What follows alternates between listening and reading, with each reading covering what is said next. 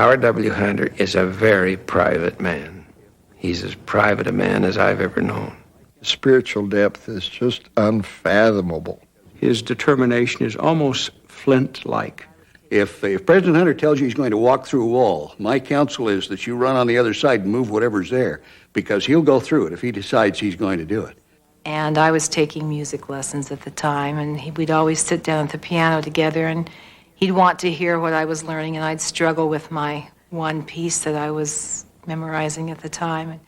And then he'd sit down and just, play by ear, and I thought, oh, this man is so wonderful. He's a good tease sometimes, and a little bit of a kidder. All eyes and ears turn in his direction when he makes a statement. It's always been that way. He has a deep spiritual sensitivity that's quiet and yet at the moment can be expressed with great courage. He is a man who loves the Lord, who recognizes Jesus Christ as the living Son of the living God. He manages to be very, very concerned about the little person. I was with him once when somebody came up to us and said, do you remember me? Which is a really embarrassing question most of the time, but Dad looked for a minute and said, yes, I remember you. I met you in Paris as a missionary about 5 years ago. And you told me that your mother was ill. How is your mother? I wish it were possible for everybody in the world, especially the members of the church, to know President Hunter, as does his family and his brethren. Inviting you here this morning is to announce that the new president of the Church of Jesus Christ of Latter-day Saints, President Howard William Hunter, was ordained and set apart in the Salt Lake Temple yesterday, June 5th, 1994. I've shed many tears and have sought my Father in heaven in earnest prayer with a desire to be equal to the high and holy calling which is now mine. My greatest strength through these past hours and recent days has been my abiding testimony that this is the work of God and not man, that Jesus Christ is the authorized and living head of this church, and he leads it in word and deed. I pledge my life, my strength, and the full measure of my soul to serving him fully. In 1853, Elder Orson Hyde stated, "When an individual is ordained to lead the people, he has passed through tribulations and trials and has proven himself before God and his people that he is worthy of the situation which he holds. Someone that understands the spirit and counsel of the Almighty, that knows the church and is known of her, is the character that will lead the church." After 35 years in the Council of the 12 Apostles, longer than any living man, Howard W. Hunter has been called to serve as the prophet, seer, and revelator of the Lord's restored church on earth. The story of his life is one of joy and sorrow, of uncommon patience in the face of adversity. It is a story illuminated by faith and hope, the story of a disciple of Christ.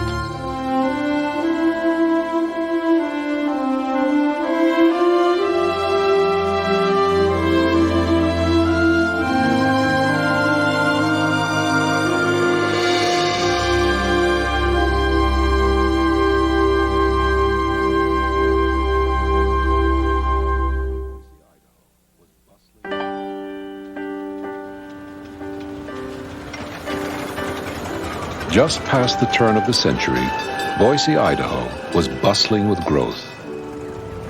From 1900 to 1910, its population tripled to over 17,000. Automobiles were still a rarity, and the city streets hadn't yet been paved. But houses and businesses were springing up everywhere, and the city limits were being pushed outward. On the northeast corner of 11th and Sherman Streets, newlyweds Will and Nellie Hunter were renting their first home. Will had recently secured a job as motorman on the interurban electric railway that connected downtown Boise with communities west. Nellie was a refined, hard-working woman of 21. Together they worked to make their home a place of comfort and simple beauty. It was here on November 14th, 1907, that their first child, a son they named Howard William, was born. When Howard was 5 months old, Nellie took him to fast and testimony meeting at the Boise branch, where the branch president, Heber Q. Hale, gave him a blessing. Nellie, who descended from pioneer ancestry, was an active member of the branch and made certain her children received religious instruction both at church and at home.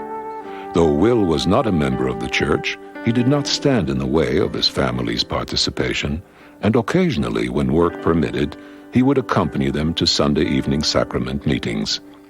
One of Howard's warmest memories is of coming home from sacrament meeting on the streetcar in the arms of his father. In 1909, the family moved around the corner to a larger home at 1012 Sherman Street. It was here that Howard's sister, Dorothy, was born. The next year, Will bought a quarter-acre lot just outside the city limits at the end of Vine Street, and soon he was busy constructing a 3-room frame house for his family. Will bought a small hammer for 2-year-old Howard and let his energetic son pound nails into the living room floor. In the fall of 1910, the family moved from Sherman Street to their new home. Since there was only one bedroom, Howard and Dorothy slept on cots on the south half of the porch. The north end was a pleasant place where the family could sit and visit on warm summer evenings. Will took great pride in his garden and meticulously cared for it. Once, Will allowed 5-year-old Howard to weed the potato patch. When he checked his son's work that evening, he exclaimed, "You've pulled up the potato plants." Howard, who had helped plant the potatoes, replied defensively, "That is not where we planted them." Howard and his sister Dorothy were close. On hot summer days, they liked to cool off with their dog in a nearby irrigation ditch. "Howard was always so good to me," Dorothy remembered. "I have never known my brother to do a wrong thing in my life." Though Howard's father didn't have much formal education, he was well-read and had a keen curiosity about the world, which he passed on to his children. In the evenings, while Howard lay on the living room floor at his father's feet, Will would ask, "Where shall we travel tonight?" Then, armed with an atlas and encyclopedias, they would explore exotic places of the world. At a very early age, Howard knew the capitals of the United States and many other countries. Both Nellie and Will read to their children, and Howard's and Dorothy's cards from the downtown Carnegie Library were well used. Dorothy devoured the Pollyanna series and the works of James Fenimore Cooper and Louisa May Alcott, while Howard read Tom Sawyer, Huckleberry Finn, and the Tom Swift series. His sister remembers that Howard was admired by adults for his good manners. He would tip his cap to people on the street and give up his seat on the streetcar if anyone was standing. Women would comment, "I wish my son were like that." He treated Dorothy with the same respect as other girls, usually. One day, after going with Howard and one of his school friends, Beatrice, down to the river, Dorothy came home in a rage. When her mother asked, "What's wrong?" Dorothy replied, "He held the barbed wire up longer for Beatrice than for me." In January 1914, Howard entered Lowell Elementary, about a mile from home. It was here that he discovered an unusual handicap. "I had a problem telling colors," he recalled. "Not all of them, but shades of red, green, and brown." 6-year-old Howard devised an ingenious way around his problem. Howard would arrange his crayons at the top of his desk, and then when the teacher asked the children to pick up a certain color, he would move his finger across the crayons. Beatrice Beach, his little friend, sat behind him, and when he reached the right one, she would tap him on the shoulder to indicate such. He was too embarrassed to tell his teacher that he didn't know how to recognize colors. From his earliest childhood, Howard possessed an unusual work ethic for one so young, and adults seemed to sense that he was conscientious and dependable. He delivered telegrams, sold newspapers, and for a time worked as a cash boy at the Cash Bazaar, a Boise department store. When a clerk made a sale and rang a bell, Howard would run to pick up the goods and the money, take them to the cashier who wrapped the purchase and made change, then dash back to the clerk who gave the package and change to the waiting customer. He was paid $1 for a 12-hour day. As Latter-day Saints, Howard and Dorothy were in the minority at school, and he remembers, it wasn't very popular to say that you were a Mormon. But Howard had a testimony, one that had developed from earliest childhood. I knew that God lived, he remembered. My mother had taught me to pray and to thank Heavenly Father for all the things that I enjoyed. I often thanked him for the beauty of the earth and for the wonderful times that I had at the ranch and by the river and with the scouts. I also learned to ask him for the things that I wanted or needed. Will felt his children should wait until they were older to be baptized. As a result, Howard's 12th birthday came and went, and he was unable to pass the sacrament with the other boys in the ward.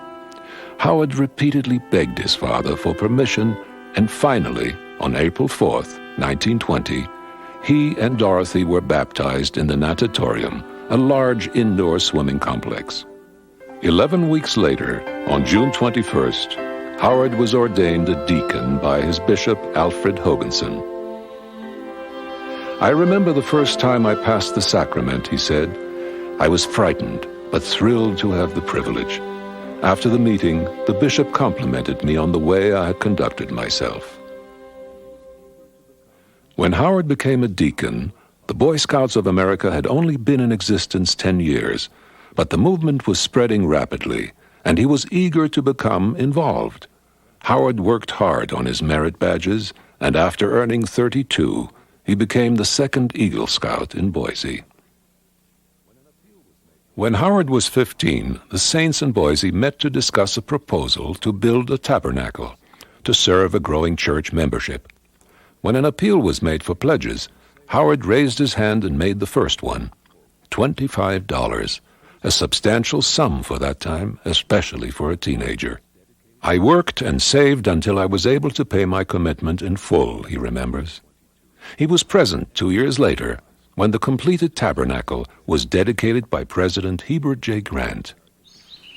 In January 1922, Howard entered Boise High School, where he took such subjects as French, English, ancient and American history, physics, and algebra. In addition to his studies, he increased even more his ambitious work schedule. Dorothy remembers that her brother always had a job, sometimes several at once.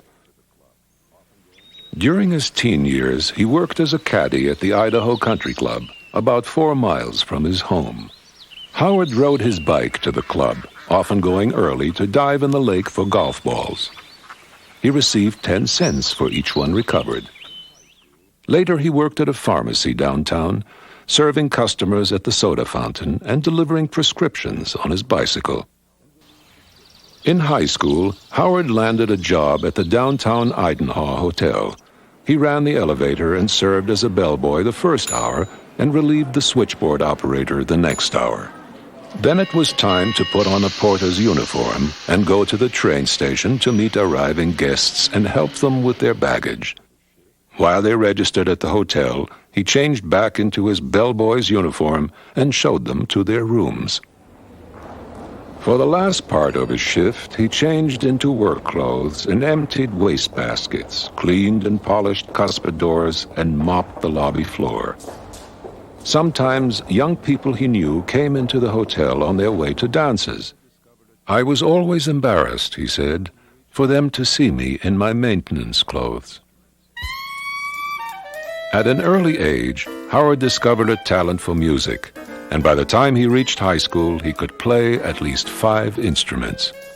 He began playing saxophone and clarinet with several dance orchestras, and in 1924, he organized his own group, Hunter's Croonaders.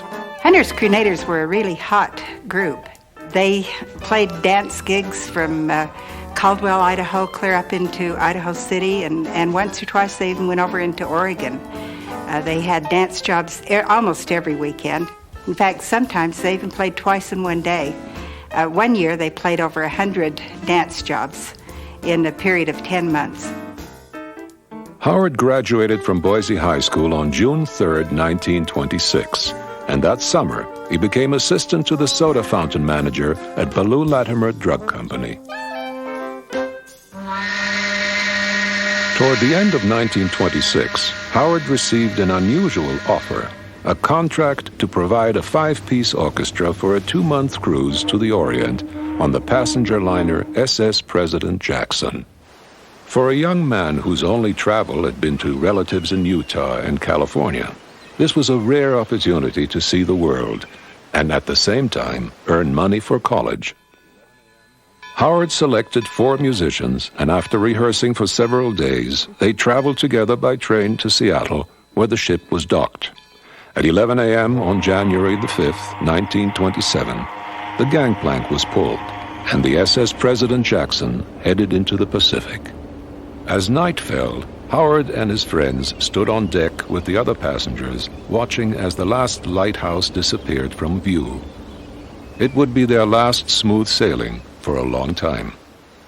That night, a major midwinter storm struck the North Pacific. Nearly everyone on board is seasick, Howard reported. It was said the captain is seasick for the first time in 25 years. 6 days later, the ship was still tossing wildly, but at last the seas became calmer. On Thursday, January 13th, the ship crossed the international dateline, entering the Eastern Hemisphere, and that evening, Hunter's Croonaders played their first gala party.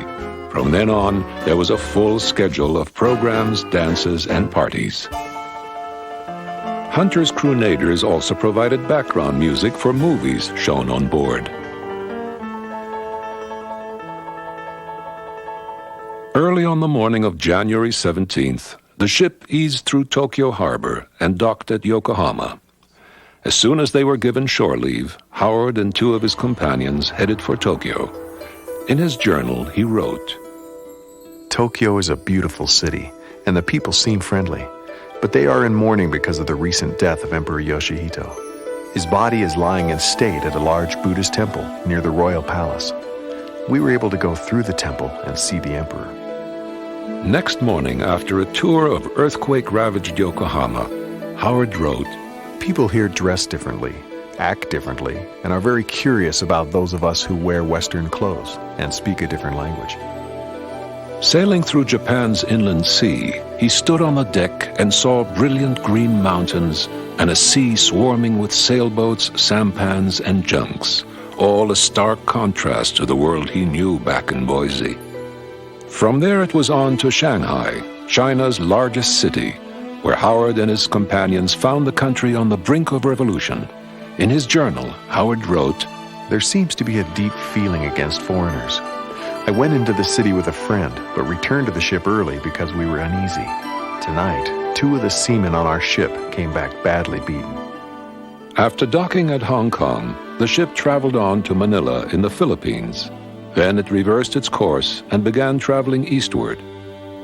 Howard had been away from home for over a month. As the ship left Yokohama, he wrote, "We are leaving behind the fascinating Orient, and in 11 days, we will be back in the United States." On Friday, March 11th, 10 weeks and 1 day after they had boarded the train in Boise, their journey ended. It was early in the morning when we got to Boise. I called Mother and Dad and they came to get me. Home never looked as good to me as it did when we got there. Howard was thrilled when he returned to learn that his father had been baptized in his absence. The next Sunday, he proudly accompanied his father to their first priesthood meeting together. Howard lost no time in finding jobs. Before long, he was selling shoes at Falk's department store in downtown Boise and playing dance engagements nearly every night. But a restlessness was growing that caused him to turn his sights west. In March of 1928, he went to Southern California to visit his friend Bill Salisbury. He stayed with his aunt and uncle in Huntington Park and found a job at the sun-kissed packing house in Upland. 3 weeks after he arrived, he recorded, "When I came to California, I thought I would stay a week with Bill and then go home. But since being here, I've decided there are advantages in California if I can find employment with opportunity." Finally, he reached a decision. As I have looked around Los Angeles and considered job opportunities, I have come to the conclusion that I would like to work in a bank. On Monday morning, April 23rd, he went to California's largest bank, the Bank of Italy, and applied for a job. He was hired immediately. The next day, he began working at the bank's main office in downtown Los Angeles. He also became a member of the Huntington Park ward, within walking distance of his uncle's home. Howard Hunter was one of over 2 million people who moved to California during the 1920s, a time of unprecedented growth. People were flocking to Southern California from all over the country. It would become known as the first westward migration of the automobile age. Eager to get ahead in his new career, Howard enrolled for a banking class after work on Tuesdays and Thursday evenings at the American Institute of Banking. Here, he met Ned Redding, a member of the church who had recently returned from the North Central States Mission. Ned was taking the same banking class, and they soon became close friends. Within a short time, Howard was as busy as he had been in Boise. His parents shipped his musical instruments to him, and that summer, he signed on as drummer for a dance band that also had a contract to perform on radio. Even though he had a busy life socially, as well as worked 5.5 days a week and was going to church on Sunday, if he had a free minute, he always picked up a book and would read. In his journal, he talks many times about going to the library and picking up a book of Shakespeare. One evening, he mentions that he stayed home and read the lives of the 12 greatest philosophers in the world. He just had a great, insatiable desire to know about the world, religion, philosophy, and every other subject you can imagine. In the meantime, Howard's parents had moved to Los Angeles. Howard moved in with them, and his church membership records were transferred to the Adams Ward. There he became a home teacher, was assigned by the Elders Quorum president to visit sick members, served as counselor in the Elders Quorum presidency, and eventually as ward scoutmaster. About this time, Howard also began an in-depth study of the scriptures and other gospel-related books. But it was in the young adult Sunday school class that he experienced a major turning point in his hunger for gospel knowledge. He wrote, "Although I had attended church classes most of my life, my first real awakening to the gospel came in a Sunday school class in Adams Ward taught by Peter A. Clayton. He had a wealth of knowledge and the ability to inspire young people. I studied the lessons, read the outside assignments he gave us, and participated in speaking on assigned subjects. I suddenly became aware of the real meaning of the gospel. I think of this period of my life as the time the truths of the gospel commenced to unfold. I always had a testimony, but suddenly I began to understand." In March of 1930, in the mission home next to the Adams Ward, 22-year-old Howard Hunter received his patriarchal blessing from George T. Wright, stake patriarch. The blessing stated that Howard was one whom the Lord foreknew, and that he had shown strong leadership among the hosts of heaven, and had been ordained to perform an important work in mortality. On June 8, 1928, 12 weeks after he arrived in Los Angeles, Howard attended an M-Men and Gleaner dance at the Wilshire Ward. Afterwards, Howard and some of his friends decided to go to the beach. Among the group were Ned Redding and his date Clara Mae Jeffs. They all went wading in the surf near Santa Monica with the young women holding up their long evening gowns. That night, Howard got better acquainted with Claire, and he remembers, the next time we went out, I took Claire and Ned went with someone else.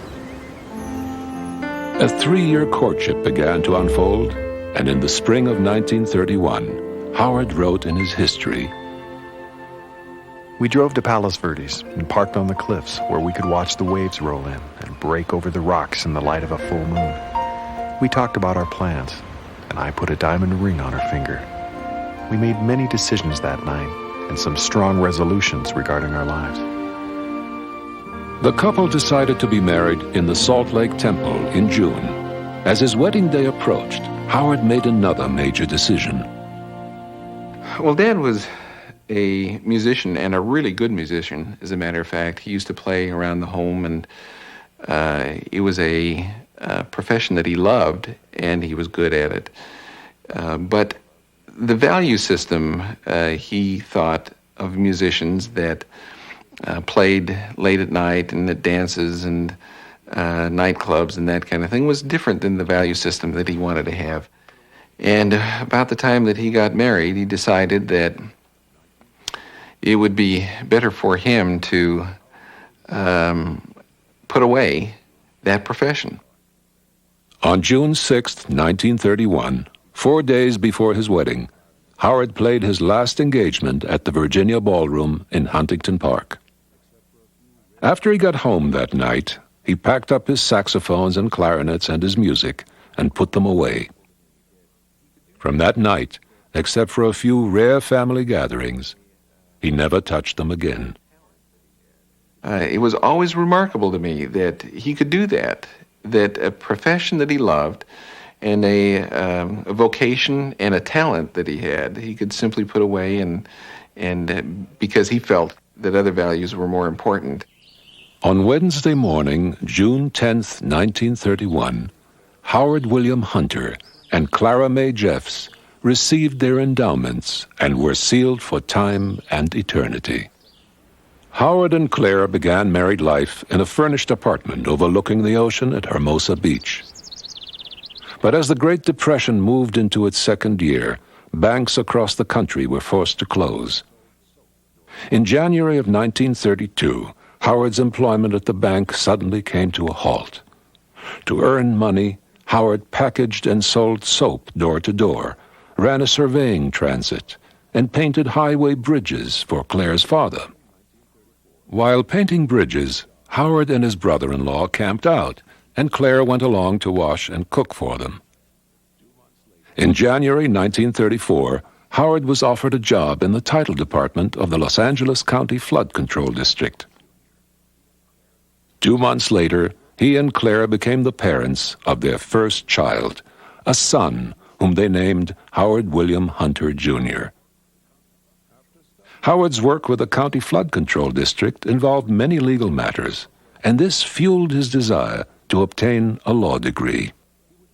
After studying the programs of several colleges, he decided to enroll at Southwestern University, California's largest law school. He would keep his job and attend classes there at night. He enrolled for 10 credit hours, a heavy load for someone who worked full-time. His weekday schedule consisted of studying on the bus and streetcar on the way to the office, working from 8 to 5, with more studying at noon, eating an apple and memorizing as he walked several blocks to the university, attending classes from 6 to 9, studying on the ride home, eating dinner with Claire after 10, then studying again until midnight or often later. On evenings when he was too tired to stay up and study, he would set the alarm clock to wake him up earlier in the morning. He followed this schedule for the next 5 years. My father has an amazing capacity for work. He has always had the ability to do more than the average person, and people have commented about that. I think about my aunt also and what she went through, a sacrifice that she made for him, because I'm sure that those times were very lonesome for her. And Yet she realized it was something that he wanted to do, a goal that the two of them had set for him to become a lawyer. And so I think you have to hand it to both of them for what they did. That summer, as Howard was keeping his strenuous schedule, he and Claire noticed that something was not right with their baby son, Billy. After several tests and transfusions, doctors discovered that an intestinal diverticulum had ulcerated. They recommended surgery. Howard was taken into the operating room on a table beside his son and gave blood during the operation. At the conclusion, the doctors were not encouraging. Howard and Claire stayed with him constantly for the next 72 hours. On the evening of the third day, October 11th, 1934, he slipped quietly away as they sat by his bed. Howard wrote, "We were grief-stricken and numb as we left the hospital into the night." 2 days later, after a comforting service, the earthly body of Howard William Hunter, Jr. was laid to rest next to his grandfather, Jeff's. It was a very difficult time for all of us. He was a very precious child, and living with him from day to day, you get very close to them. Howard has been tried a lot during his life, and that was probably his first trial, his first very difficult trial, something he had no control over. I know that they grieved very much, and it's times like this that our faith gets us through, and I know that that was for them, knowing that they would have him again and that he would be waiting for them. Death seems to touch him deeply. And it may be because he lost Billy at such a tender age and had to deal with that when he himself was quite young. Less than 2 years later, a second son, John Jacob, was born. And in 1938, their family circle was completed with the birth of Richard Allen. Law school came to an end in June 1939. At commencement exercises in the Hollywood Memorial Auditorium, Howard was graduated third in his class and received his degree cum laude. The week after graduation, he began a bar review course given by one of his professors in preparation for the California bar examination. At the last session, Howard said the professor told his students that when they sat down to write the examination, they should take a good look at the man on the right and the man on the left, and realize that out of the three, only one would receive a passing grade. Howard described the examination as one of the most grueling experiences of my life. It spanned 3 days. After the third day, I was completely exhausted, he said. I had done my best, but there was the anxiety of not knowing if that was good enough. On the morning of December 12th, Claire called him at the office and said the postman had just brought a letter from the Committee of Bar Examiners. I closed my eyes, he said, and waited for her to open the letter. He had passed. The hard work and sacrifices we had made, he said, were at a successful conclusion. In ceremonies at a session of the California Supreme Court, Howard W. Hunter took the oath of office and was sworn in and admitted to practice law before the courts of the state. That winter, he rented space in the downtown Los Angeles office of Attorney James P. Bradley, and immediately his legal practice began to grow. On August 27, 1940, Bertram M. Jones, president of the Pasadena stake, called and asked Howard to meet with him and his counselors that evening. When he arrived, they explained that the Alhambra ward was going to be divided and the Hunters would be members of the new El Sereno ward. Then he called Howard to serve as bishop of that ward. I was stunned, Howard said. I had always thought of a bishop as being an older man, and I asked how I could be the father of a ward at age 32. They said I would be the youngest bishop that had been called in Southern California to that time, but they knew I could be equal to the assignment. I told them I would do my best. His first assignments were to find a meeting place for the new ward and begin staffing.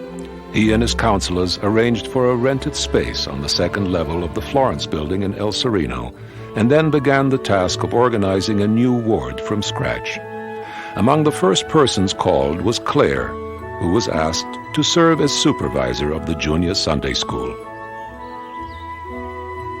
About this time, Howard, Claire, and their family moved into a larger home in El Sereno. They converted one of the bedrooms into an office and library, which Howard said made a nice room for interviews and other work as bishop. Because the ward had no chapel of its own, this home became the center of the ward's social life. I have a really happy childhood memory of that ward. I do remember that there was a bakery downstairs, and that bakery used to bake purposely on Sunday, I think, and the smells of cookies and baked goods came up into our building. The El Sereno ward during World War II was known as the Onion Ward. During the week, the members of the church would go to the nearby pickle factory where they would trim onions, trying to raise funds for their new building. President Hunter in his journal mentioned that you could always tell if a person had been out trimming onions because of the odor during sacrament meeting. It was just kind of a thing. After you passed the sacrament, one by one we'd file out the back door. We didn't all get up at the same time. It was too obvious, but you just kind of each one work your way out and go down to the malt shop. And my uncle sat there for a minute, and then he stood up and he told everybody that sacrament meeting was going to be delayed for a few minutes and that he would be right back. He just came down and said, when you boys are finished with your malts, we'll continue sacrament meeting. And needless to say, we got them finished pretty fast. They all followed the bishop right upstairs, and he never had that problem again. On November 10th, 1946, Howard was released after more than 6 years of service. A former member of the ward, Charles Pulsifer, remembers, "As bishop, he brought our small membership together and taught us to accomplish goals that seemed beyond our reach." In 1948, Howard and Claire sold their house in El Sereno and moved into a new home at 940 Paloma Drive in Arcadia. These were happy years for the Hunters, with 2 active and healthy sons, a growing law practice, and the support of a loving ward. Family home meeting was always a part of our family. My brother and I were usually in charge of the program, and we even made up printed programs, and it usually consisted of a song, and oftentimes my father would play the piano, and then we had a program of some sort, maybe a scripture or some activity, and we did that when we were little children. We had a lot of freedom in our home, but Dad always thought that if we knew the difference between right and wrong, that we'd be able to make the choices and do what was right. And so we had plenty of opportunity. I can remember once that I announced to my folks, I must have been 6 years old or 7, that I wasn't going to go to church anymore. And I can remember Dad said, "Well, you know what the Lord expects, and you are old enough now to make your decision as to what you're going to do, and you think about it, and we'll wait for you out in the car." So they left and sat out in the car for a minute or two until I decided what to do. And I went out and got in the car with them, and we all went to church together. I know when I was in law school, we all heard about President Hunter before we had ever met him, and it was always in the most laudatory terms. He spent an enormous amount of energy and time working with small clients, individuals, for example, some of whom couldn't afford to pay. And he did that, I think, more because he loved people than for any other reason. But he had this unique capacity to blend representation of people who needed it and to give them the care and concern that only he could give them. In 1948, a fellow attorney recommended Howard to the governor of California to fill a vacancy on the bench in one of the state courts. Howard declined. "My law practice is treating me well," he said, "and I want the freedom to work in the church and carry on my own interests." In February 1950, elders Stephen L. Richards and Harold B. Lee were assigned to divide the Pasadena stake. It was nearly midnight after many interviews on Saturday, February 25th, when the two apostles sent for Howard W. Hunter and called him to be the president of the Pasadena stake. Then Howard reported, "I was told to go home, get a good night's sleep, and call them in the morning by 6 o'clock with my recommendation for counselors." I went home, but I didn't sleep. The calling was overwhelming. Claire and I talked for a long time. At the Sunday morning session of stake conference held in the Monrovia High School auditorium, Howard W. Hunter was sustained as the new president of the Pasadena stake.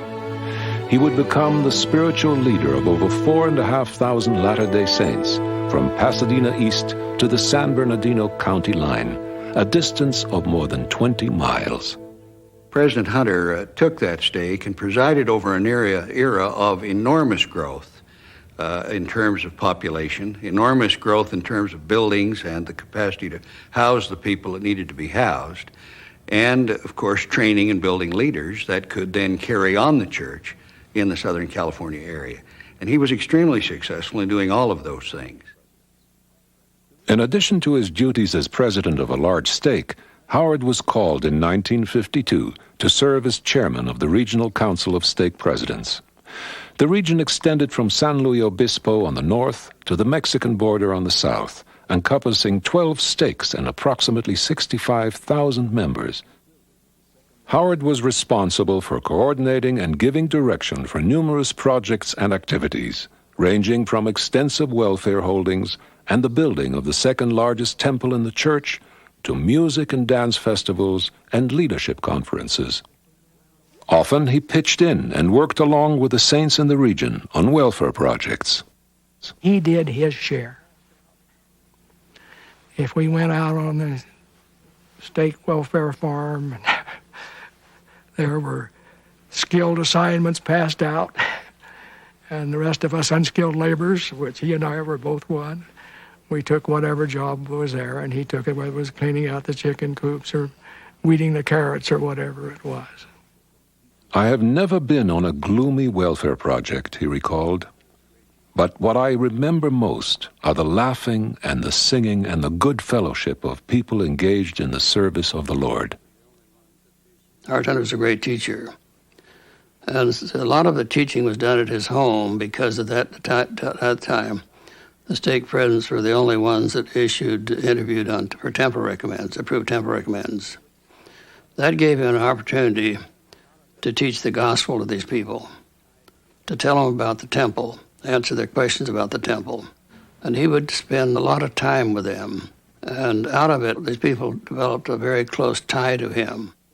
President Hunter was a wonderful stake president. We all appreciated him so very much while he served here. In many of the activities and the social get-togethers that we had over there, he and that dear wife of his would never leave until the kitchen was cleaned and everyone was out of there. Many times helped with doing the dishes after these social gatherings.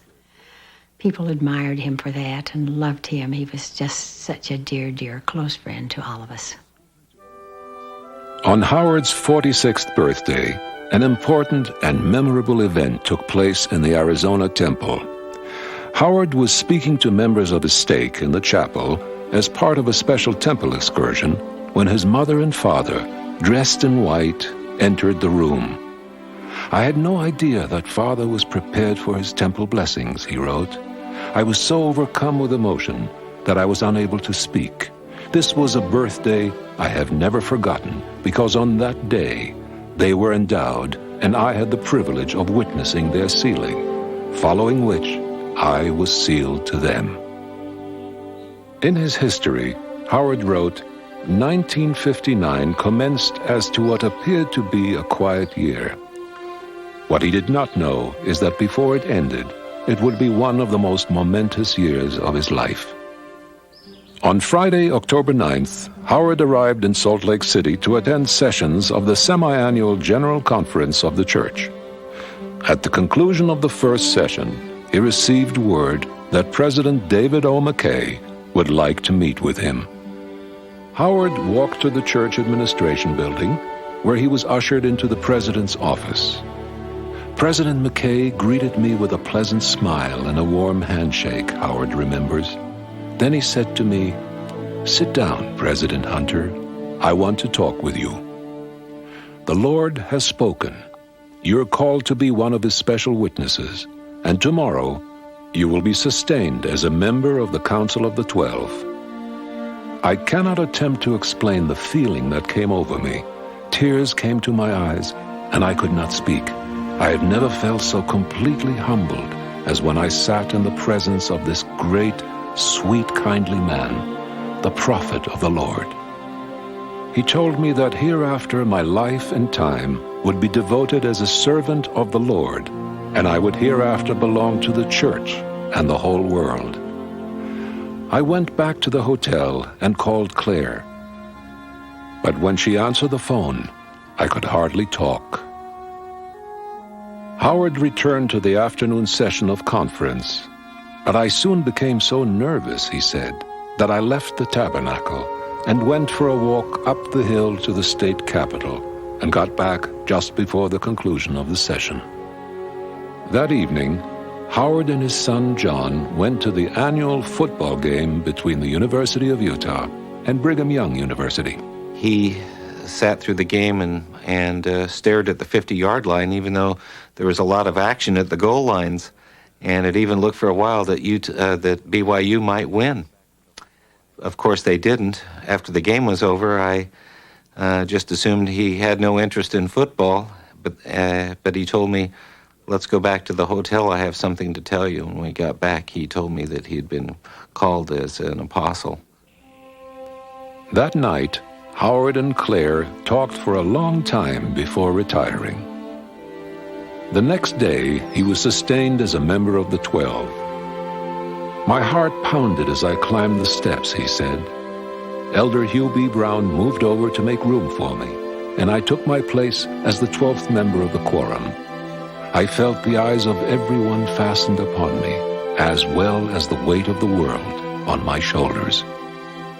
As the conference proceeded, I was most uncomfortable and wondered if I could ever feel that this was my proper place. The call brought great changes into the lives of Elder Hunter and his wife Claire. After 30 years in California, they left their business associates, church members, and cherished friends. In his journal, Howard wrote, "I have thoroughly enjoyed the practice of law, but this call will far overshadow the pursuit of the profession or monetary gain." At the time of his call, he was a prominent attorney in Los Angeles. He was a director of a number of corporations and had all of the worldly things that one would expect or hope for in a future that would promise him even more. And then the call came. And like Peter, who left his nets and answered the call of the Lord, so Howard Hunter left all of that behind and gave his full life, his full attention, his full consecration to the ministry to which he'd been called as an apostle. Righteous leadership has been needed in every dispensation of time, and God chose prophets for this purpose long before they came into this mortal existence. We remember With his call to the quorum of the 12, Elder Hunter's schedule and use of time took on an added urgency. From that time on, he would bear witness of Jesus Christ, build up the church, ordain and set apart thousands of leaders, and proclaim the gospel to members and non-members on 6 continents and many islands of the sea. We'd had a long, hard day in Cairo. We were dusty and tired and had appointments for the evening, and we were sharing a hotel room. He was Elder Hunter then, and I said, "Elder Hunter, is it okay if I just stretch out and have a little nap before the evening appointments?" And he said, "Of course." And I wakened prematurely and found him cleaning and shining my shoes. The only concern he had was that he wished he'd have gotten them done before I wakened, and he could have tucked them snugly under the bed. During the 1960s and 70s, his assignments were diverse and far-reaching. He served as president of the Genealogical Society of Utah. He also served as president of the Polynesian Cultural Center in Hawaii and as the church historian. The Middle East also became an area of special attention and interest for Elder Hunter. By 1993, he had visited nearly every Islamic nation in the world, some of them several times. He had also visited the Holy Land more than any other general authority, making some 24 trips to conduct church business and meet with heads of state. During these visits, he became a close and trusted friend of Jerusalem Mayor Teddy Kollek. If you meet him, you can't not trust him. It's as simple as all that, you know. With all my high regard for the Mormon Church and its members and the way you all behave, he is even quieter and even, if possibly, more simple, more direct than all of you, and that is very impressive. In 1979, Elder Hunter was appointed by the First Presidency to oversee the site selection and construction of the Brigham Young University Jerusalem Center for Near Eastern Studies. Well, it's absolutely certain that there would be no Brigham Young University Jerusalem Center without the vision and foresight, the single-mindedness of President Howard W. Hunter. And I don't know that he could have anticipated, I don't think he anticipated, I know we didn't anticipate the challenges, the obstacles, the seemingly insurmountable problems that we faced in building that center. There were times when it was very, very difficult to proceed, but President Hunter always gave us strength and courage by saying, let's go forward, let's go forward. Let's not take counsel from our fears. And as a result, we have what is generally conceded to be, even by Mayor Kollek, as perhaps the most beautiful building built in Jerusalem in the last half century. Entering the second decade of his ministry, Elder Hunter found an increasing need for patience and self-mastery, as first his beloved Claire and then he himself experienced major health problems. In the early 1970s, Claire's health began to decline, and a series of debilitating strokes finally left her bedridden and greatly diminished. And in her long illness, what an angel he was in tenderly caring for her all during the days of her illness. That was an example to all of the church. Howard would many times cut short his trips. He would travel all night. He would work harder than he had to so he could get home that extra day to be with her. And when he would walk in that front door, she would light up. She wouldn't do that for any other person. But when she would see him, she would just beam. In 1983, after more than a dozen years of tender care from her beloved companion, Claire Jeffs Hunter was called home.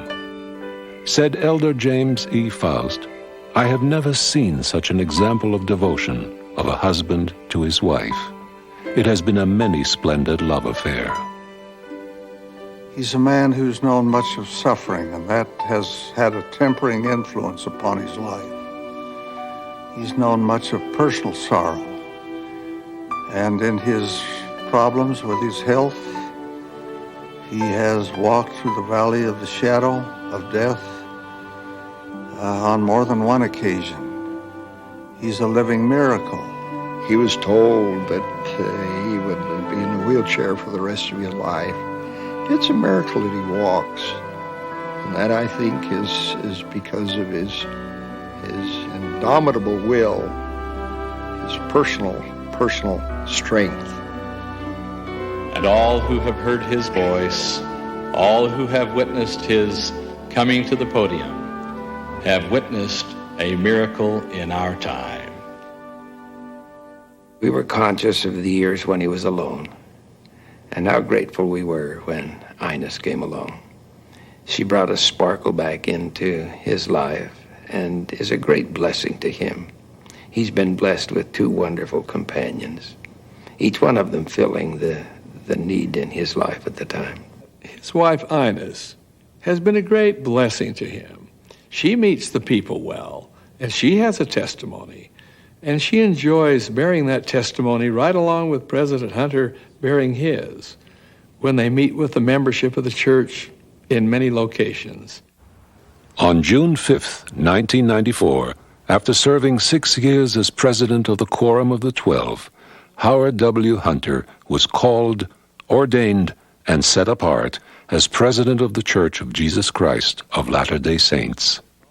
But there's an old phrase from a popular movie: who honors God, God honors. Howard W. Hunter has always honored God, and God has honored him.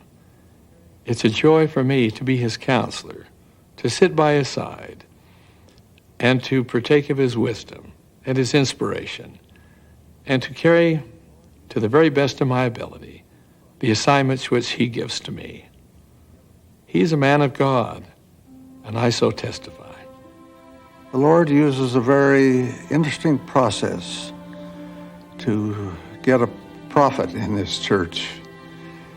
He selects a young man, evidently, of promise, and then schools him and trains him and disciplines him through a variety of exercises extending over a long period of years, and refines him and hones him and prepares him for this great and sacred calling.